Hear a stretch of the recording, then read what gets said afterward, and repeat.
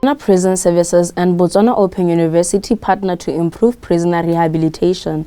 Sunbet Botswana reaffirms commitment to community impact. Russia begins pullout from northeastern Syria. This is Lesedi Television News. I am Atlan Sonno. Good evening.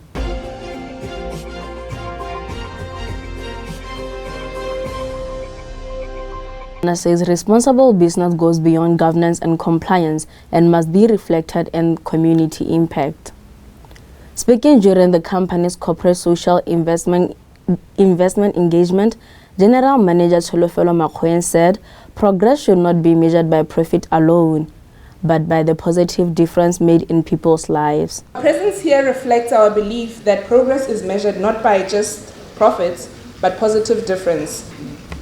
Since entering the Botswana market, Sunbet Botswana has understood our license carries obligations beyond business performance, operating within regulated gaming industry demands and integrity, ensuring that our actions tangibly improve communities and lives across Botswana. Under the regulatory framework agreement, licensed operators are to give a portion of their revenue towards social responsibility. For the current cycle, Sunbet Botswana proudly donates a little north of 195, along with 83,210 that was made at the charity cap. So the proceeds of the charity cap was 83,210. Raised through the Sunbet charity cap, bringing our total contribution to a little north of 278,000. We ensure every pula invested is monitored, approved, and accounted for, earning good intentions and measurable impact. This year, contributions reflect a deliberate focus on initiatives that empower youth, sports education, and strengthen communities. Sunbet Botswana handed over close to 280,000 pula in corporate social investment donations, supporting school rehabilitation programs, youth sport development, and education-focused initiatives aligned with Vision 2036. The company's regional manager, Ntombi Futhi Shongwe, added that while policies are important, it is communities that experience the outcome of business decisions, noting ongoing challenges as youth unemployment and substance abuse. Botswana has made a significant progress, yet there are certain challenges that they still face today. Challenges like youth unemployment, substance abuse, and unequal access to opportunities. Addressing these issues requires a collective effort, which is aligned to the vision of Botswana Vision 2036, which is a sustainable, secured, and innovative Botswana. What do we contribute to, and what are our ambitions? So together, we all need to take this challenge and hold it together and be responsible and hold each other accountable. Botswana Prison Services, BPS, has signed a memorandum of understanding with Botswana Open University, BOU, to enhance education, skill training, and rehabilitation for prisoners. BPS Commissioner Anthony Mukento said the partnership will help address the behavioral and social challenges that lead to offending, enabling inmates to reform and integrate into society. The collaboration will also support research-based interventions aimed at reducing reoffending and strengthening Botswana's correctional system. We are an organization that is charged with the responsibility of receiving and providing welfare to all those who find themselves committed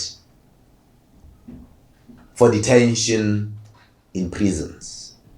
So for you to handle those people and deal with them appropriately, you must be sufficiently equipped yourselves in terms of knowledge, in terms of skills. And to remain at that level, there is need to keep sharpening yourselves. There's need to keep sharpening yourself as a system.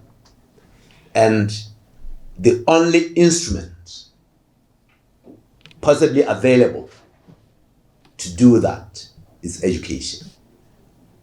This is why we then looked up to BOU, got our college accredited. It is offering a diploma in correctional management. It's an 18-month program. In international news, Nigeria's army said it has rescued 11 people who were kidnapped and held for more than 3 months during the overnight operation along the Kaduna-Abuja highway. The military said troops from the forward operation based in Duka spotted the captives on January 26 using long-range surveillance and moved in as gunmen escorted them through the bush path. The victims, 5 men, 3 women and 3 children, had been held for 92 days after being abducted in October in Kaduna State. Kidnapping for ransom remains a major security challenge in northwest and central Nigeria, especially along the Kaduna-Abuja road, a key transport route. Nigeria's army said it has rescued 11 kidnapping victims during an overnight operation along the Kaduna-Abuja highway. According to the military, troops from the forward operating base in Doka spotted the group on the night of January 26 using long-range surveillance equipment. The 5 men, 3 women and 3 children had been held for 92 days after being abducted in October from the community of Gada Malam Mamam in Kaduna State. Kidnapping for ransom remains a major security challenge in northwest and central Nigeria, particularly along the key Kaduna-Abuja road, a vital transport link between the country's economic and federal capitals. Gunmen in Nigeria's conflict hotspot often ride on motorcycles through vast forest reserves that serve as their hideouts, making it easier to evade security forces. The past few months, Nigeria has been at loggerhead with the United States government, which has accused the Nigerian government of not protecting Christians in the country's security crisis, although attacks affect both Christians and Muslims. Russia has reportedly started withdrawing from position in northeastern Syria, including area near Kamlish, which remains under the control of Kurdish-led Syrian Democratic Force, SDF. SDF fighters said Russian troops has been moving equipment out by air and land, leaving behind largely empty living quarters.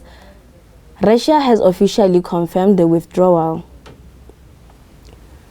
The pull-out comes as government forces under interim President Ahmed al-Shara regain territory from the SDF amid a fragile ceasefire.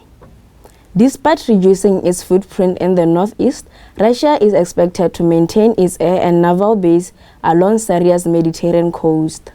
Russia has begun pulling out of positions in northeast Syria, moving to end its military presence in an area that's still under the control of the Kurdish-led Syrian Democratic Forces. Government troops under President Ahmed al-Shara have taken swathes of northern and eastern Syria from the SDF this month as it aims to assert its authority over the whole country.